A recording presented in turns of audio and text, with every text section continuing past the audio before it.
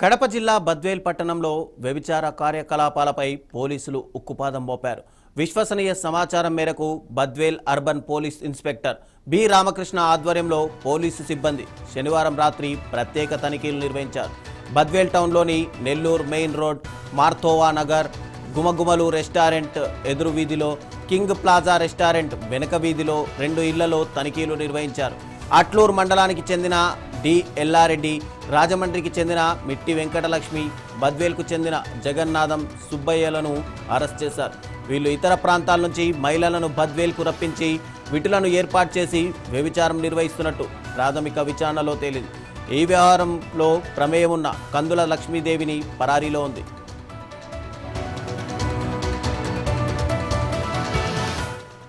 పోలీసుల తనిఖీల్లో ఒక కామసూత్ర కండోమ్ బాక్స్లో 6 ప్యాకెట్లు, 4 మొబైల్ ఫోన్లు స్వాధీనం చేసుకున్నారు. ఈ మొబైల్ ఫోన్లను నిందితులు విట్లతో సంప్రదింపులు జరపడానికి, వ్యభిచార కార్యకలాపాలకు సంబంధించిన సమాచారాన్ని పంపడానికి ఉపయోగించినట్టు ప్రాథమిక విచారణలో వెల్లడైంది. ఇక అరెస్ట్ అయిన ముగ్గురిని వివిధ సెక్షన్ల కింద కేసులు నమోదు చేసి కోర్టుల్లో హాజరుపరిచారు. ఈ దాడుల్లో పట్టుబడిన 5 బాధితురాలను కడపలోని వన్ స్టాప్ సెంటర్కు పునరావాసం కోసం పంపించారు. ఇక పట్టణంలో ఇలాంటి అసాంఘిక కార్యకలాపాలు నిర్వహిస్తే కఠిన చర్యలు తీసుకుంటామని బద్వేల్ అర్బన్ పోలీసులు ప్రజలకు తెలిపారు.